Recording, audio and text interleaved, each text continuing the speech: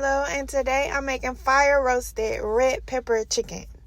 So you guys can come with me to the store. I'm going to make this. If you don't know already a little bit about me, I have a lot of food allergies, eggs, nuts, fish. So this is going to be your allergy channel. If you have allergies, we're still going to eat good. So we're going to head to Publix, and I'm going to give you the ingredients that you need for this dish. First of all, rice. Rice is important. I love jasmine rice in particular. That's what I recommend for this dish, just because I love the way it cooks up, airy and fluffy. Next thing we're going to need, fire roasted red bell peppers. You can get the sweet kind. You can chop it up how you want to. Next, chicken. I like to use the chicken thighs, boneless and skinless, if you can find it. Philadelphia cream cheese. I prefer Philadelphia cream cheese. We only need 1 pack for this. Heavy whipping cream. Again, heavy whipping cream. Do not do half and half. And get the full bottle because we're going to use a lot of this. Parmesan cheese.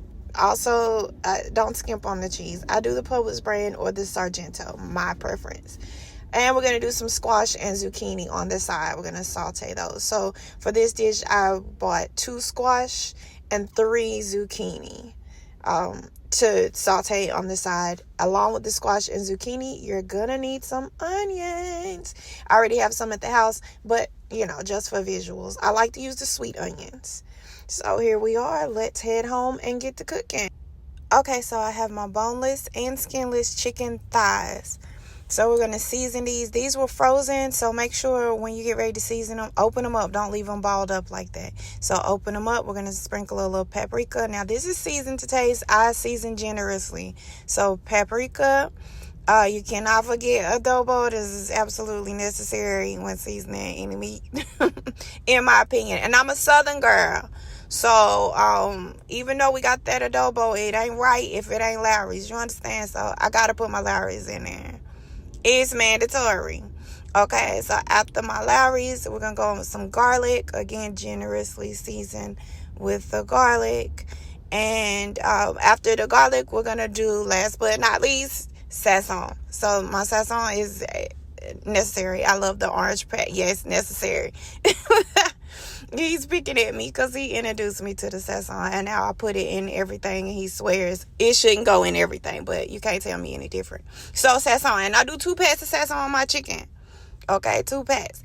After that, we're going to line it in a Pyrex container. Make sure, again, to open your chicken thighs out so that they're nice and seasoned through and through. Line them up, and it's going to cook in the oven about 350 for about an hour and a half. Now, here comes the rice. In my saucepan over medium heat, I've got a little grease in there, and now I'm going to sprinkle a little rice just to toast up at the bottom of the pan. This helps keep the rest of your rice from burning. So I'm going to put it in there and toss it up. I'm a Southern girl, so I normally use butter. My grandma's probably rolling over in her grave that I'm using grease, but I'm learning to do better.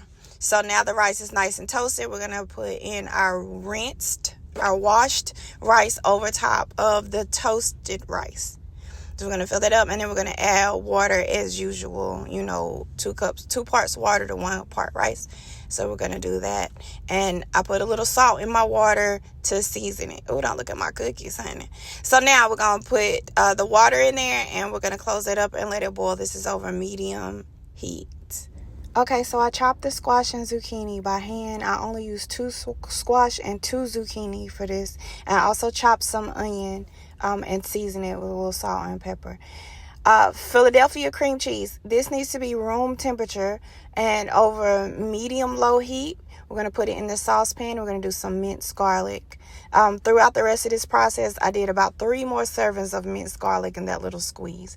Heavy whipping cream is going to go in now too. We're just going to put a little bit to coat the bottom of the pan to help the cream cheese melt.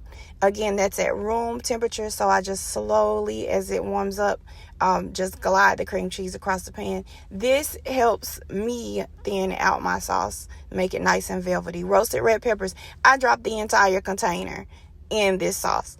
I got the larger one, so I did chop them up first. But and the juice, the container in the sauce and the juice in the sauce, and we're gonna let that simmer to really get the flavor of the fire roasted peppers into the sauce. Parmesan cheese. So generally about a cup of Parmesan will do for this dish. You can do a little more, a little less, depending on how much Parmesan you like. A little more seasoning, a little sazon, and a little seasoning salt, a little extra garlic, and some more adobo. And we're going to let the sauce simmer and check on the rice. So the rice is ready, nice and steamy, nice and fluffy. Look at that. Grandma, forgive me, I didn't put no butter, but it turned out so good. So fluffy. Okay, so the rice is ready to go. Let's check that sauce again. It's not to a boil yet, so we're going to let it sit. Let's put some butter in my wok. Now, generally, I put my seasoning meat here, but we're going pork free this time. That sauce is coming to a simmer. Great.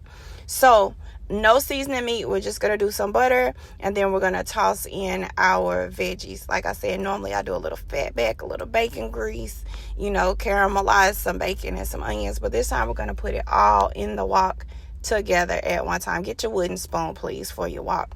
Your wooden spoon. So now we're going to drop the veggies in that we chopped. That these are hand chopped, thin as reasonably possible. And we're going to saute those and cook them down all together at one time. So again, no seasoning meat, but this turns out great. I also do a little pinch of sugar with my veggies. It just helps the saltier spices marry well. Now my chicken is ready. It's been in there about an hour and a half in the oven. Now we're getting ready to drop this in the sauce and let the chicken simmer inside of the roasted red pepper sauce. So you guys hold on to all of the juice and the broth in the pan with the chicken.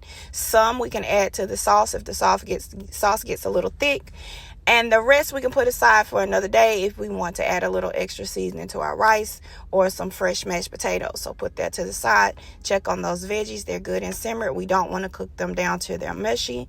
And the rice is ready to go, nice and airy and fluffy. So let's plate it.